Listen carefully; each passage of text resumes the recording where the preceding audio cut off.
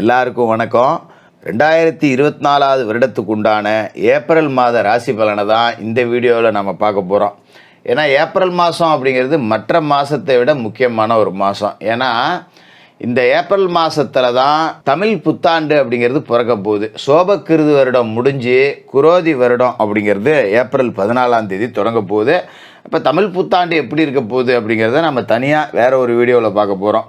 இந்த வீடியோவை பொறுத்த வரைக்கும் ஏப்ரல் மாதத்துக்கு உண்டான கிரக நிலைகளை அலசி ஆராய்ஞ்சு பார்த்தோம் அப்படின்னா, கிரகங்களோட ராஜா சூரிய பகவான் மீனராசியில் ராகுவோட சேர்ந்து மாட்டியிருக்காரு. 14 தேதி வரைக்கும் ராகு சூரியன் சேர்க்கை மீனத்தில் இருக்குது. 14ஆம் தேதி தான் மேசராசிக்கு போய் குருவோட சூரிய பகவான் இணைய போகிறாரு. ஒரு அற்புதமான அமைப்பு.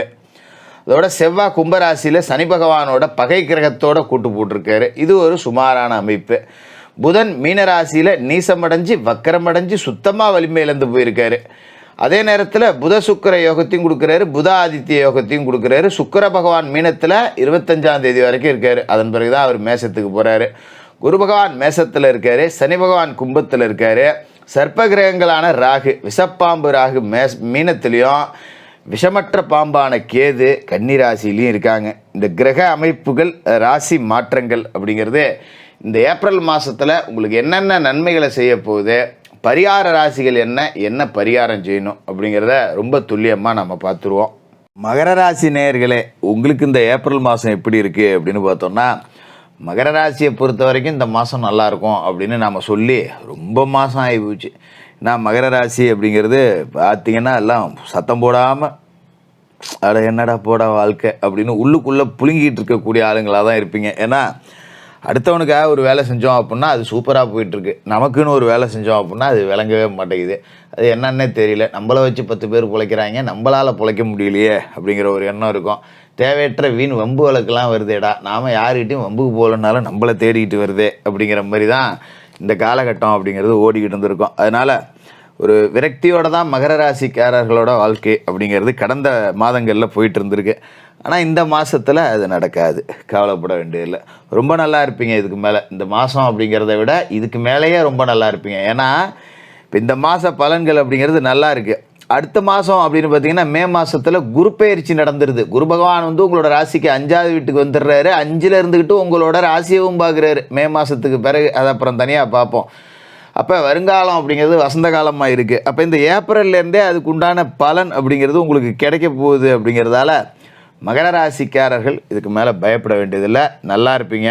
எதனால் இதை சொல்கிறேன் அப்படின்னா, உங்களோட ராசிக்கு 7ரை சனியில் கடைசி பகுதி நடந்துக்கிட்டு இருக்குது. பாத சனி, தனவாக்கு குடும்பஸ்தானத்தில் சனி பகவான் இருக்கார். அப்போ ஜென்ம சனி காலகட்டத்திலே கடந்த மாதத்தில் ஒரு 6 மாதத்துக்கு முன்னெல்லாம் பார்த்தீங்கன்னா உங்களை அடித்து துவைச்சி என்னென்ன சித்திரவதெல்லாம் பண்ணணுமோ பண்ணி எல்லாத்தையும் முடிச்சிட்டாரு. இப்போ பாத சனியாக போய் சனி கொஞ்சம் நல்லது கொடுப்பாருன்னு சொன்னாங்க. ஆனால் ஒன்றும் பெருசாக கொடுக்குற மாதிரி தெரியலையே. ஆனால் சின்ன மாற்றங்கிறது இருக்குது, ஏற்றுக்க தான் வேணும். ஆனால் ஒன்றும் பெருசாக அடி வாங்கின அளவுக்கு ஒன்றும் பலன் கிடைக்கலையே, பட்டப்பாட்டுக்கு பலன் கிடைக்கலையே அப்படிங்கிற ஒரு விரக்தியோட மனப்பான்மையோடு தான் சந்திப்பீங்க. இந்த காலகட்டத்தில் பார்த்திங்கன்னா ராசிக்கு 2ஆவது வீட்டில் தனஸ்தானத்தில், ராசிக்கு 4ஆவது வீட்டுக்கும் 11ஆவது வீட்டுக்கும் அதிபதியான செவ்வாய் சனியோடு சேர்ந்துருக்கார். இது ஒரு பகை கிரக கூட்டணி. அப்போ இது குடும்பஸ்தானத்தில் நடக்குது அப்படிங்கிறதால குடும்ப உறவுகளில் கொஞ்சம் விட்டு கொடுத்து போங்க. கணவன் மனைவிக்குள்ளே சண்டை, சின்ன சச்சரவு, குடுக்கல் வாங்கலில் பிரச்சனை இதெல்லாம் நடக்கும். அதனால் குடும்பம் வரைக்கும் அதை விட்டு கொடுத்துட்டு போங்க. அதுமாரி இது வாக்குஸ்தானம், 2ஆவது வீடு அப்படிங்கிறது. அதனால் குடும்பம் வரைக்கும் யாருக்கும் வாக்கு கொடுக்காதீங்க. என்னால் முடிஞ்சால் 10 ரூபா தரேன்ப்பா, இல்லைன்னா இல்லைப்பா அப்படின்னு சொல்லிடுறது தான் நல்லது. சும்மா முக அலங்காரத்துக்காக நான் அதை செய்கிறேன் இதை சொல்கிறேன்னு சொல்லி வாக்கு கொடுத்துட்டு அப்புறம் செய்ய முடியாமல் தேவையற்ற பகையை உருவாக்கிக்காமல் இருக்கிறது இந்த காலகட்டத்தில் உங்களுக்கு நல்லது. இந்த மாதத்தில் நிறைய நன்மைகள் இருக்குது அப்படின்னு எதை வச்சு சொல்கிறோம் அப்படின்னா, தன்னோட நீச வீடான மீனத்தில் இருக்கிற புதன் வக்கரம் அடைஞ்சிருக்காரு. ராசிக்கு 6க்கும் 8க்கும் அதிபதியான புதன் உங்களோட ராசியை பொறுத்த வரைக்கும் 6ஆவது வீட்டுக்கும் 9ஆவது வீட்டுக்கும் அதிபதியான புதன் 3ஆவது வீட்டில் வலிமை இழக்கிறாரு அப்படிங்கிறது ஒரு விதமான சந்தோஷம்தான்.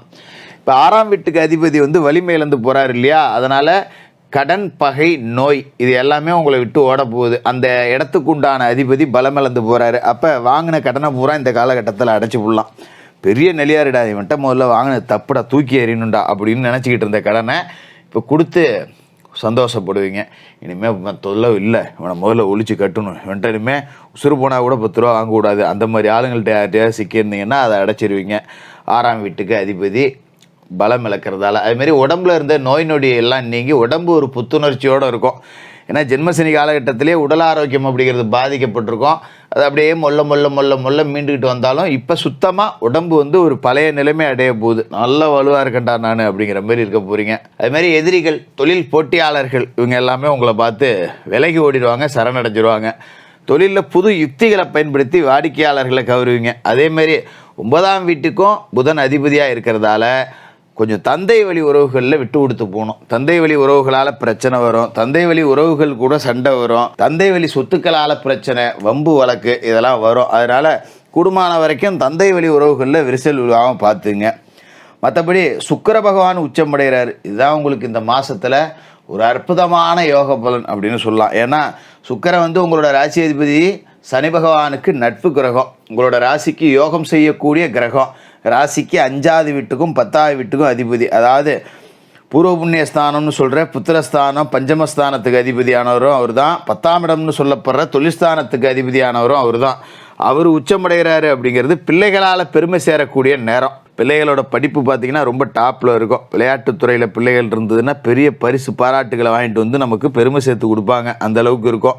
அதுமாரி படிப்புக்கு தகுந்த வேலை கிடைச்சிரும் பிள்ளைகளுக்கு. 4 பேர்த்திட்ட பெருமையாக சொல்லிக்கலாம், என் பிள்ளை பாரு இந்த வேலைக்கு போயிடுச்சு, இவ்வளோ சம்பாதிக்குது அப்படின்னு. அந்த அளவுக்கு நல்லது நடக்கும். அதுமாரி பிள்ளைகளோட பேரில் சொத்து சேர்க்கை ஏதாவது செய்யலாம். ஒரு இடம் வாங்கி போடுறது, மண்ணை வாங்கி போடுறது எல்லாம் இந்த காலகட்டத்தில் செய்யலாம். அது மாதிரி தொழில் ரீதியாகவும் பார்த்திங்கன்னா மிகப்பெரிய வளர்ச்சி அப்படிங்கிறது இந்த காலகட்டத்தில் உங்களுக்கு இருக்குது. உத்தியோகத்தில் நீங்கள் கேட்ட சலுகைகள் எல்லாமே கிடைக்கும். மேல்மட்டத்தில் இருக்கிற அதிகாரிகள் நம்மளை கூப்பிட்டு பாராட்டக்கூடிய அளவுக்கு யோக பலம் அப்படிங்கிறது இருக்கும். அதுமாதிரி பொது வாழ்க்கை, அரசியலில் இருக்கிறவங்களுக்கு நல்ல செய்திகள் அப்படிங்கிறது தேடிக்கிட்டு வரும். மக்கள் செல்வாக்கு அதிகமாகும். வியாபாரம், சொந்த தொழில் செய்கிறவங்க புது நபர்களை நம்பி செயல்படக்கூடாது. என்ன சொல்கிறேன் அப்படின்னா, ஒருத்தன் புதுசாக வருவான், நான் ஒரு 10 ரூபா போடுறேன், கூட்டு தொழில் சேர்ந்து செய்யலாம் அப்படின்னு. வேண்டாம்ப்பா, நான் இருக்கிறத பார்த்துக்கிறேன், எனக்கு கிடைக்கிற 10 ரூபாயில் 2 ரூபா குறைஞ்சாலும் பரவாயில்ல, நான் பார்த்துக்கிறேங்கணும். அதுமாரி ஒரு வேலைக்கு புது ஆளுங்களை சேர்க்குறது, பழைய ஆளுங்களை நீக்கிறது, இந்த வேலையெல்லாம் வச்சுக்கக்கூடாது.